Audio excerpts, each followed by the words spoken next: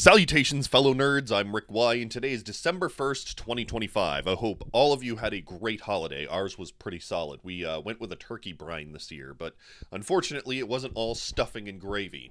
Over the long weekend, some news dropped that confirmed what many of us has been suspecting. So, what happened, what does it mean, and what outcomes, both plausible and implausible, are now on the table? Let's get into it. According to a recent Washington Post report on September 2nd, 2025, Pete Hegseth, the U.S. Secretary of Defense, allegedly issued a spoken order to U.S. Special Operations Forces during a strike on a Caribbean drug smuggling boat.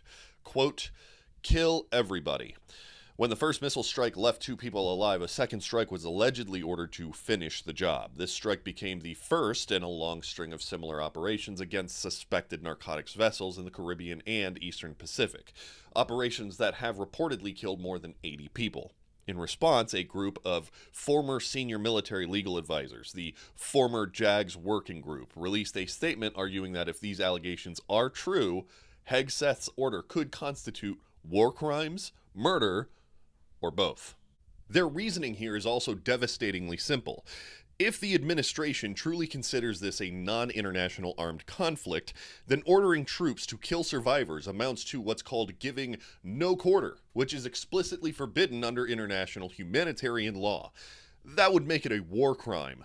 But if this isn't an armed conflict, if this is law enforcement or anti-trafficking, then intentionally killing defenseless people, especially survivors clinging to debris, is straight up murder under U.S. law. The working group also points out that Hegseth fired key Army and Air Force JAG officers earlier this year, which removed the legal safeguards that normally prevent exactly this kind of thing. Counting all of the victims across all of the strikes, they estimate 80 to 86 potentially unlawful killings, each a separate criminal count. To put that into perspective, if proven, Hegseth's body count would rival or exceed the combined numbers of John Wayne Gacy, Ted Bundy, Jeffrey Dahmer, and Eileen Wuornos. That's the scale of what's being alleged. And the administration, for its part, claims these strikes targeted vessels run by narco-terrorists. This comes from the same administration who just pardoned an individual who was responsible for trafficking in more than 400 tons of cocaine into the United States.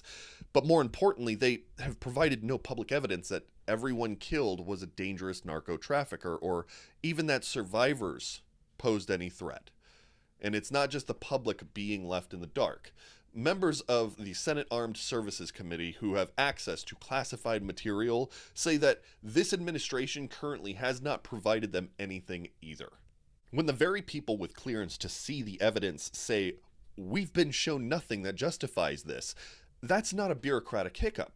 That's a 5-alarm fire. Meanwhile, Trump enjoys full presidential immunity, courtesy of Supreme Court's 6-3 ruling on July 1st, 2024, but that immunity does not extend to the Secretary of Defense, nor to the commanders who relayed orders, nor to the operators who carried them out. Every mouth that passed along a command, every finger that pulled a trigger, is potentially liable. If Hegseth goes down, he won't go alone. And this is exactly why the Senate Armed Services Committee's involvement matters so much. As of this recording right now, the committee, including both Roger Wicker and Jack Reed, is launching a vigorous bipartisan oversight to determine what happened. The fact that this investigation is both bipartisan and bicameral tells you everything about the severity. Right now, we are in the fact-finding stage, not the indictment stage, but historically, this is where the spark is lit. Once the committee completes its inquiry, its findings will then go to the DOJ, the DOD Inspector General, the President, and us, the public. And that's usually the tipping point, the moment when the political oversight becomes legal exposure. From there, pressure will mount on Trump to remove Hegseth. And in a normal political universe, no president could survive keeping a defense secretary tied to mass unlawful killings. But we don't live in a normal political universe. In fact, if Trump's hands are anywhere near this, he'll likely resist firing him. At most, he might formally request a resignation. But if he refuses, Congress can freeze defense appropriations, the budgetary equivalent of throwing a brick through a window. Let's hope it doesn't get there. If the process is allowed to continue, the DOJ will likely open a criminal investigation. That means a full probe, potentially a special counsel, subpoenas for Pentagon officials and operators, and preservation of every drone feed, mission log, signet or signals intelligence capture, and targeting packet. This is when every operator involved starts to call a private attorney because JAGs are not going to cut it. Meanwhile, the Pentagon Inspector General will launch its own inquiry into whether lawful orders were bypassed, why JAGs were fired, what instructions were given to operators, and whether similar incidents occurred. Think that moment, you can't handle the truth, except real and with people's lives and careers on the line. At that point, testimony from special operations personnel, pilots, drone crews, and JAG officers will start to surface, along with whistleblower leaks of internal emails and logs. But none of this can actually happen meaningfully while Hegseth still holds office. People don't testify honestly against a boss who still holds the power to retaliate against them. Only once he is removed does the real truth-telling begin. Over the next 3 to 12 months, once DOJ has targeting packets, footage, command logs, and direct testimony, prosecutors can actually begin to bring charges to a grand jury. Depending on what they find, Hegseth could face multiple counts of murder and war crimes under 18 U.S.C. 2441, conspiracy, obstruction, and even abuse of authority. The plausible total is 80 to 90 counts. If not pardoned, the timeline looks like this. Within a year, he's removed. Within 1 to 2 years, indicted. Within 3 to 4, either imprisoned for life or acquitted or pardoned. Law schools will teach this case for decades. And this is where Trump's usual pattern of protecting loyalists breaks down. He has shielded Stone, Manafort, Flynn, Bannon, Navarro, Meadows, Eastman, and hundreds of January 6th rioters. But this is completely different. Those people committed process crimes like lying, obstructing, or defrauding, which are bad but survivable. Mass killings are political Chernobyl. They're not survivable events. If Trump defends Hegseth, he ties himself directly to allegations of war crimes, and even he knows that's untenable.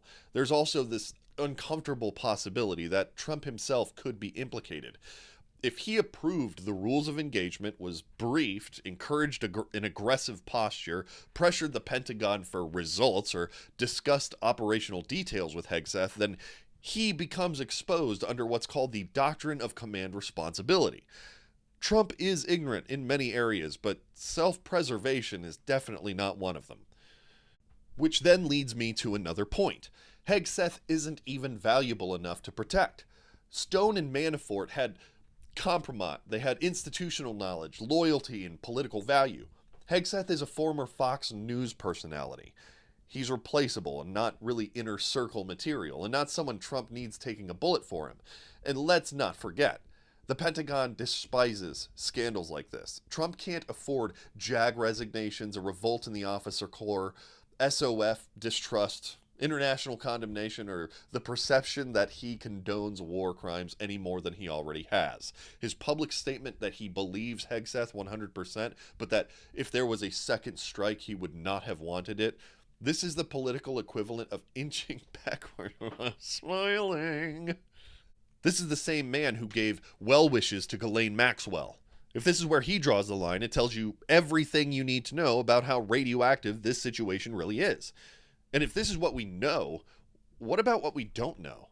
Remember that of the 1,800 people detained at Alligator Alcatraz in July of 2025, 2/3 vanished from ICE's public-facing records within weeks. Hundreds remain unaccounted for. Families and attorneys have no information. There's been no resolution, no repatriation, and no accountability. This administration has already shown and demonstrated a willingness to operate in secrecy and beyond legal boundaries. Allegations of war crimes only really raise those stakes. So what do you think? Will Hegseth face justice, or will the administration absolve him the way that the medieval church cleansed its inquisitors, not by proving innocence of any kind, but by declaring the sin righteous to the cause? Anyway, chew on it. And don't be a stranger. Y'all come back now. You hear?